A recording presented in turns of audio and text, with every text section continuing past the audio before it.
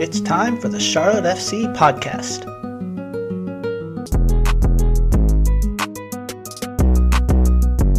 All right, we're here. Welcome to the Charlotte FC podcast. Nick Finelli here, along with a friend of the podcast, Logan Meyer from the Crowncast, and our special guest, Andrew Wiebe, someone who we've had a chance to talk with one-on-one last November, kind of dove into his journey. And now Andrew's a part of the Sunday Night Soccer experience alongside with Jake Zivin and Taylor Twellman. This Sunday, Charlotte FC faces the New York Red Bulls in a Sunday Night Soccer match on MLS Season Pass. There's lots of history, there's lots of streaks, there's lots of tactical things going on here. Andrew, it's great to have you. It's wonderful to be here, guys. I am currently at an 8-year-old soccer practice at the wiles of indoor soccer here in Kansas City, but looking forward to getting to Charlotte. I have actually never been to the Queen City for a game. I have only been, what was it? Oh, I was there to interview Tim Ream and Dean Smith and various other folks ahead of your playoff appearance last year. So looking forward to seeing Pepas in person and just getting the full Queen City experience. Awesome. And then as far as like the Balkans, fishing, late night Cobb salads, what's changed from the last time we spoke on air? You know, I haven't got to fish in a while. What's changed is that I'm no longer in New Jersey. We are in Kansas City now, closer to family and more in the middle of the country for all these flights that take me around the country to do Sunday Night Soccer. So settling into a new old place, I would call it. New because it's new to us in the sense of where we're living, but old in the sense that we lived here for 2 years during the pandemic. I'm from the area. Just happy to be back and, you know, happy to be on Sunday Night Soccer. It has been an absolute whirlwind, tornado, incredible journey so far. I've seen so much.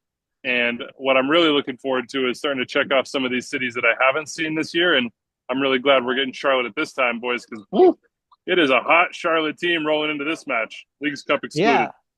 Yeah. A lot of people aren't really talking about that. And it's quietly, if they win on Sunday against the Red Bulls, it will be 7 in a row, and that would tie them for third in the post shootout era as far as streaks. So only a couple teams ahead of them. So that would be pretty impressive. So tell me about Sunday Night Soccer. It's kind of like a marathon for you. You get to do a little bit of everything. You get to be like your own host in a way. You get to do interviews. You get to be tactical, kind of talking about the game, but then you get to talk to random people or fans and stuff like that. How do you keep it all together and cohesive? Well, you know, the nice thing for me, in terms of both my role on the show, but also my role at MLS over the years, is that I'm just sort of inhabiting all of these various roles that I've done for many years. You know, it's not new. It's just everything I've done in one show, whether that be sort of the experiential, which I really enjoy, of trying to help people understand what it's like to be in a city on game day, what their bucket list should be if they were ever to go. Just like, you know, the very basic question of like, when you watch a game on TV is, I wonder what it feels like there.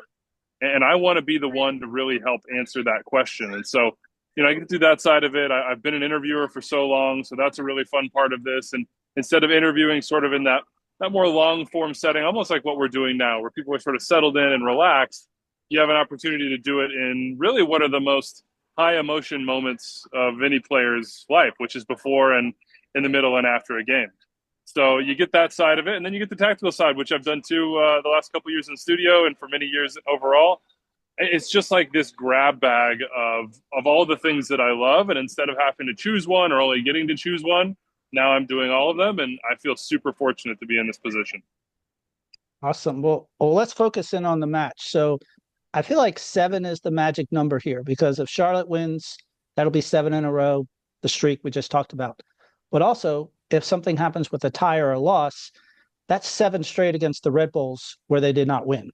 And that's also not good, is being dominated by such a team. So what do you actually, I was even thinking about this. The last time, or the only time Charlotte won, was when Dean Smith was in the house watching a match in 2022. So that's really the only time Charlotte has won a match against the Red Bulls. So what are the stories you're going to be bringing us this weekend? Well, the one, let's start off the field. The one I want to bring, and the one I'm efforting to bring live on air, we'll see if I can make it happen. It might have to either be recorded or go on social, is Pepas, man. Like, if I could choose one bucket list Charlotte thing to be a part of, to sort of envelop myself in. It's to get in the stands with those supporters and to do it with them and to feel what it feels when you have this massive collective, all, for lack of a better phrase, jumping in unison. I cannot wait for that moment. I've heard a lot about it. I've obviously seen it on video, but I know from experience this year, but everybody has that life experience, that being in the middle of the tornado is much different than hearing about a tornado. And so Yeah. I'm looking forward to feeling the wind whip around my cheeks, so to speak, and have just sort of the collective euphoria that it looks like accompanies that. So off the field, that's sort of number one for me. I have been on the field. I have been really interested and curious in Idan Tokomati, since they signed him, really, but certainly once it became clear that Patrick Agiman was not going to be around long term. I just digging into the tape and the numbers. I don't know what podcast it was on. I don't know what appearance I made, but I went on some show. It might have been This Is MLS. We were talking about Agiman's departure, and I said, this is going to sound crazy, but I actually think that in the end, Charlotte might be better off. And that's not a knock on Big Pat at all. I'm Hive member TID. I'm so happy to see him make this big move and to have an opportunity Right. to elevate his career. But I just felt like Toklomati was sort of this ace in the hole that is such a different player. I think to Pat, to me, Pat was more of a guy who was going to threaten in the channels, get in behind, really good 1v1, had some size that he could use to his advantage, and a pretty solid but improving finisher in the final third. To me, Toklomati is more of a traditional sort of find space in the box, good finisher sort of striker. And I just thought that might give Charlotte a little bit of a different look, not just for the entire team, but also in particular for the way that you provide service and think about service for a player like that. And in particular, somebody like Zaha and Biel before him. I hope he gets back soon. So I felt like Toklomati was going to hit the ground running. I'm not going to say that I saw this sort of like rubber meets the earth Hmm. situation, but he is going to be the player, bar none, that I watched the closest in this match, just to see it in person, just to see if some of the feelings I had about him prior to that, stand up to sort of the eye test. I've got so much to say about Adon Toklomati. We've been raving about him for a while. Some of the statistics in the background on Adon are the type of statistics that you look at and you say, hey, we're looking at a guy with a really small data set, and that's why we're seeing some of these outlying numbers. We're seeing non-penalty XG plus Mm-hmm. XAG in like the 0.7 range. It For was it people, was at Messi's range before he even hit the field. It was in like, can I believe the data sort of range, Logan? it was wild stuff. And what we were saying is, as he gets more minutes, we should all sort of expect these numbers are going to return to the mean a little bit. And we're really excited right now because the minutes are going up and the numbers aren't changing. Any player who is sitting in that 0.6 range for what I just said, non-penalty goals and non-penalty assist expected per 90, you have to look at and say that's a threatening, very dangerous player. It dawns, I think he's right now sitting at like 0.75, and he's earned it. This isn't, he did this for 390s. This is now his shirt, and he's proving it. I completely agree with you, and I think a lot of that comes just in my opinion. You guys watch more Charlotte than I do, no doubt about it, because I'm trying to get 30 teams in. He seems to two things. One is where space will be, and how to time runs to get into the right space. And when I say right space, I mean particularly for his position, space where you have an opportunity to put a ball in goal, whether that's with your head, whether that's with your foot, whether that's the near post or the back post. He just seems to have that knack, that little feel for the game, for service, for his teammates, that keeps putting him in these positions. And listen, non-penalty XG is one thing. Finishing is another thing. And right now he's combining the two. I completely agree with you, Logan, that at some point here, these numbers, you would think will fall off a little bit. Other teams will start to have more tape on him. They'll start to understand some of the things that are being built around him and be better able to stop him. But this is the ideal scenario, and this is what every MLS team should be thinking about, dreaming about, and not just dreaming about, practically putting together. When you have a player like Agiman, and before him, when Swiderski is in there, and you had other strikers, what's sort of the game theory here? What do you want to happen? Like if Charlotte were in a nutshell, I think if you said, hey, here's $8 million at any point of the Patrick Agiman time in Charlotte, they would have snatched your hand off for it. And then it comes down to, are you ready when you take the $8 million check? And I give Zoran Cornetta and this coaching staff a ton of credit for being fully ready, for having a guy that maybe hadn't got starters minutes yet, but was integrated into the group, who was on a good contract in terms of his U22 deal, and who had the potential to come in and not just replace, but, dare I say, elevate this Charlotte team. And if you can do that, if you can sell a player in the summer and elevate yourself with somebody internal, you've done a very good job at planning out and developing talent and having sort of that plan in place to, hey, the king is dead, long live the king sort of thing, Absolutely. If you gave me an hour, I would keep going, but I'm not, because I know we don't have that time. I do have a question I wanted to throw your way, specifically about how other teams look in at Charlotte FC. And that is, we spend a lot of time really digging into the numbers. We spend a lot of time watching Charlotte FC players. Not everyone has that time. Like you said, you cover 30 teams, not one. From the outside perspective in, where is Red Bull New York looking at Charlotte FC going, we have to deal with this danger? What are the problems they're looking at first and foremost? I think you start with Zaha, right? You have to right now, given the sort of form that he's in. You start with Zaha and then you kind of go from there. Because when you think of Tolkamati, like, it is a service situation and you don't have BL. So I know that, the likes of Abada and Vargas and other guys are chipping in and starting to find their place. But, like, you start with Zaha. Like, it's as simple as that. How do you get numbers around Wilfried Zaha? How do you ensure that he receives the ball, most importantly, in positions where he's not already faced at you, where he's not already at speed? Like, those things sound simple. They're so much harder to actually execute in game.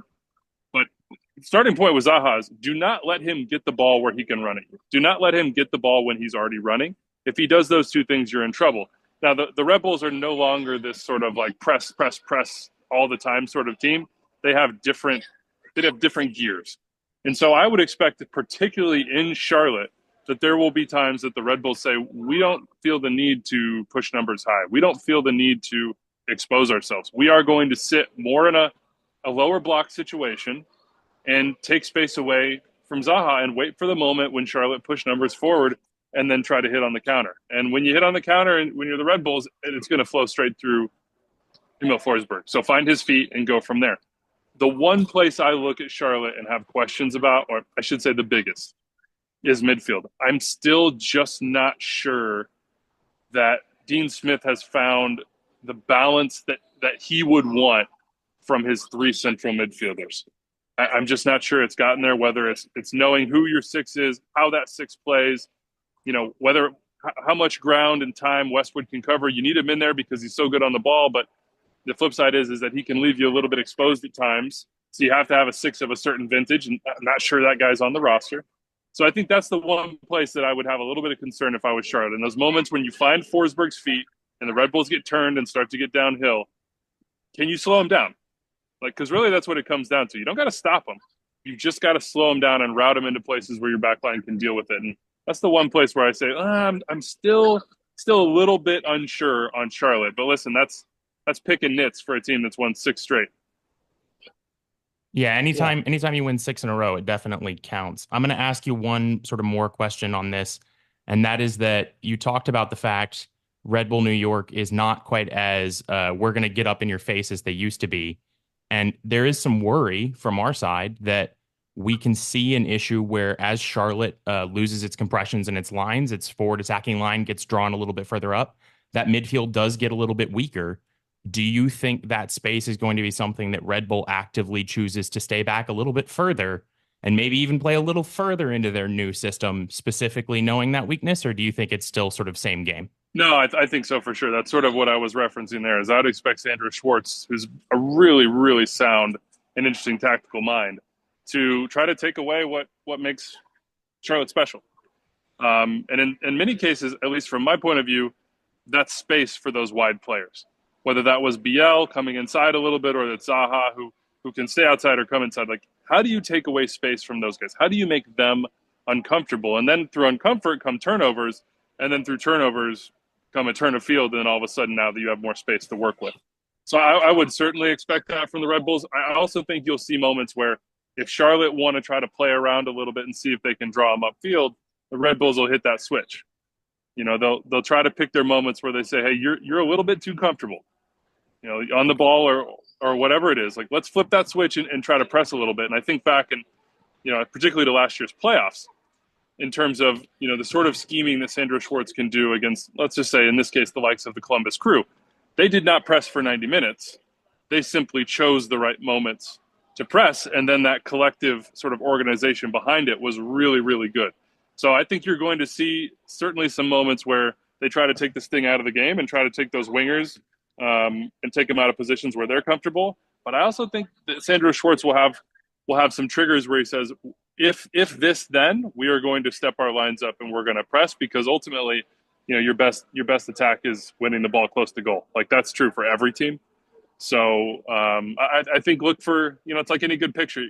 You have to have off speed, right? Like, Sandro's going to have a couple different looks to throw at Dean Smith, and I'm curious to see how Charlotte deal with it.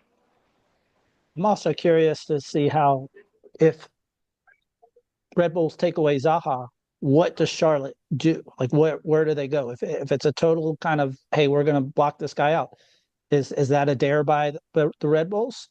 It could be, but listen, I'd ask you this: if that happens, and they push numbers to the right, who do you want to see on the left?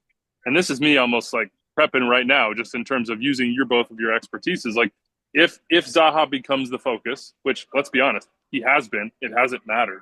It hasn't mattered. He's still cooking fools out there. Who is the right balance on the right side for the Charlotte team? I mean, I'll absolutely jump in here. I think a lot of it depends. I don't necessarily love the idea that I think Charlotte FC has to be a little reactionary based on how the lines are set by Red Bull New York. If Red Bull New York does choose to sit a little bit deeper back, I actually think Liel Abada is the better small space player that could mirror that other side. And he could kind of be a little bit of Zaha light and force a little bit more creativity on the other wing. If they choose to push a little bit higher up, I think you have to respect the athleticism and the speed outright of Kerwin Vargas. So it's one of the questions where I wouldn't be surprised if I see a relatively significant shift midway through this match, based on what Dean Smith says. And listen, that's, again, credit to Charlotte and a sense of roster building, right? Like, to have two guys that can sort of have a different look to this match. Have either hit their ceiling in Charlotte? I don't think you could say that.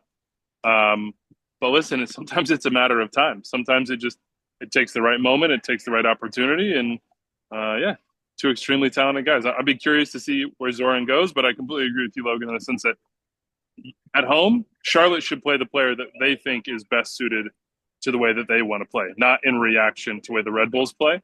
But inevitably, the game is going to be full of sort of different reactions to different moments. So, that's the beauty of the 90 minutes. We can talk about it all we want, but at some point, a card gets played and the other coach has to figure out how to counter it.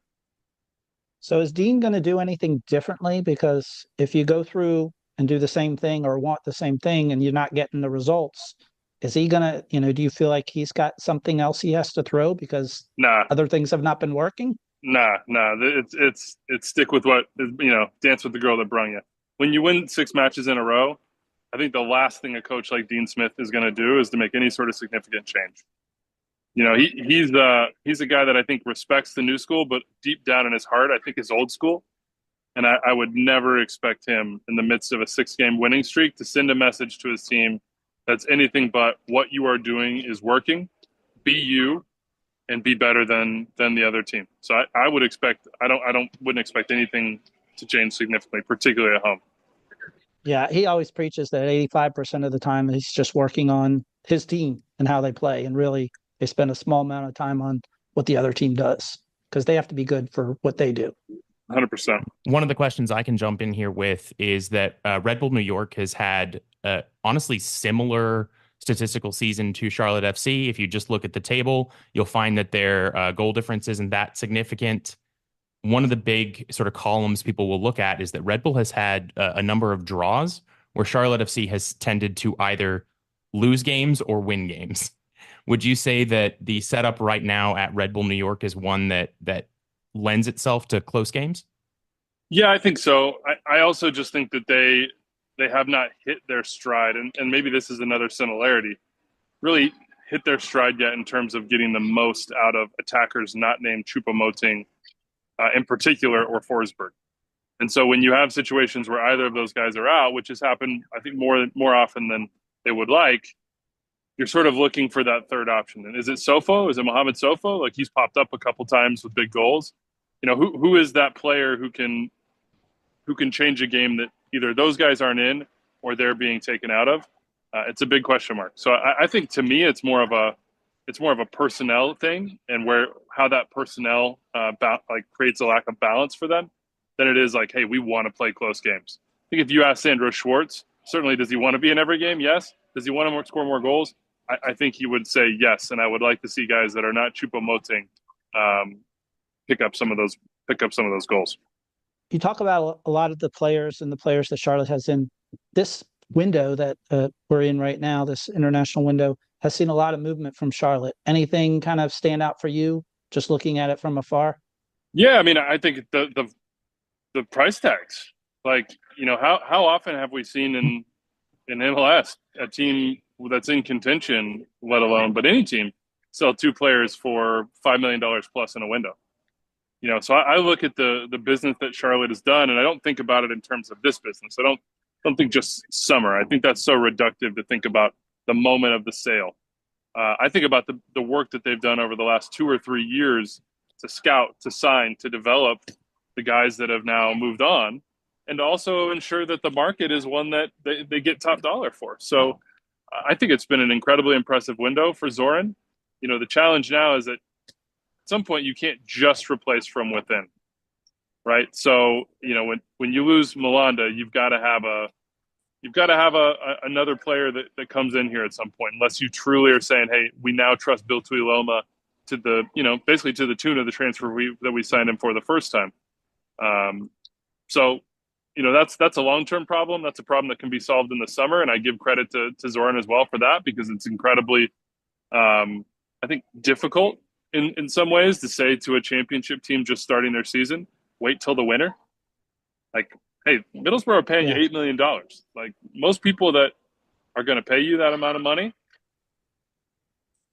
Sorry, my son is kicking somebody in the line. Listen. You always got to watch out for those random slide tackles. We're throwing them in right now. It's pretty aggressive, huh? Depends on the moment. Aggressively not listening, I think, is one way to put it. No, I think the business on Malanda is really important, because ultimately, I think what Dean would tell you, and what every single fan in that stadium is going to tell you, is that that's not their $8 million. They want to see a winner. They want to see Charlotte compete for a championship. And when you have Zaha in this level of form, when you have BL coming back in time to build a little momentum before the playoffs, you'd hope this is the team that can go win something. And if you lost Malanda right now, I think your chances of winning something are hit pretty significantly. Yeah, agreed. The national coverage of Charlotte was pretty high at the beginning of this year. Last year, you know, picked last, that kind of stuff. Everybody kind of jumped on the bandwagon. And then now all of a sudden, everybody's dropped again. And it's kind of like they saw their struggles in May and June and are like, this is not really the team we thought it was going to be. What does Charlotte need to do to get that respect back that everybody was so high on? Nick, win on the road, man. Win on the road. I remember when you guys were in first place, I went on This Is MLS, and everybody's singing Charlotte's praises. And I wasn't trying to be a hater. I'm not trying to be a hater now. I just said the shine is about to come off unless they figure out how to win on the road. And the shine came off away from home. Like, it's as simple as that. When this team is at home, they are extremely difficult to beat. They seem to just have a different level of confidence and belief in themselves. They attack games, whereas I don't always see that same mentality away from them, and I think that shows in the results. So I think it's as simple as that. Ultimately, what it comes down to is, you know, to get the seed that you need to play at home in the playoffs, you got to win on the road. So, like, you know, if you want to use the advantage that you've built at home, there is a sort of a requirement that you take care of some business on the road. You don't have to be perfect. It doesn't have to be, you know, seamless. There can be blips, but every once in a while, you need to be picking up 3 points just to climb up that table and get a top 4 seed at the very, very least. And I think that's what Charlotte's goal needs to be the rest of the way. Start to chip away and not just win on the road for seeding. Win on the road because there's a good chance that you are going to be on the road against a higher seed. And at the very least, in a 3-round series, you will be on the road one game that you need to get a result out of, to either extend the series or to end it. So that's the last step, I would say, for Charlotte is to win on the road. Sounds like a good step to me. That will change things a lot. That step can wait. Who cares about that step when you got the Red Bulls this weekend, right? Right, exactly. So what are you looking forward to do in Charlotte ahead of the match? Because I know you probably come in a little bit before. Are you going to kind of get into town and mingle with the natives? I would like to have a drink, maybe a little bit of a late night drink on Saturday night. So if you guys got a recommendation on a part of town or a particularly good bar that I should go check out, I'm going to do that. And then I always like to go get a nice breakfast day of game. So any Charlotte fans listening that have recommendations on that front, I'm all ears there. And then, for me, really the whole thing is just experiencing game day. I'm going to get to the stadium early as I always do, and I just kind of putter around, like, for lack of a better word. We've got a shoot schedule that I've got to hit, and I'm working on building that out. But I just like to sort of walk around, see what people are up to, see what the feel of the stadium is, and go from there. Here's a question for you guys. If I'm going to do something pregame where I want to be where the fans are, if I was to experience a Charlotte game at its highest point pregame, outside the stadium, tailgate style, where would I go? Logan, you got this one. The easy answer is you go just a few blocks over to where all the tailgating is happening. There is a party. It is a monstrous party. They have a giant parking lot that people bring food trucks, and it is the place to be before matches. The supporters party is the place. If that sort of bigger atmosphere isn't really where you want to go, there's a place called Lotta Arcade that is right next to one of the beautiful parks in Charlotte, right in Uptown. It's like a block and a half away, and you will be able to get good food there, good beer there. If you're a cocktail person instead of a beer guy, there's a great cocktail bar in there, and there's a couple of bars in there that are just like their whole thing is soccer. So Lotta Arcade. Could I go to Lotta the night before? Like if I got in at 9 o'clock on Saturday night, could I drop my stuff and just jet to Lotta? I would actually not just tell you can. I would tell you one of your question for you first. Are you a beer guy or are you a cocktail guy? I'm a whatever strikes me in the moment guy. I would say I'm a 50-50. Okay. And I just whatever's looking good is what I'm going with.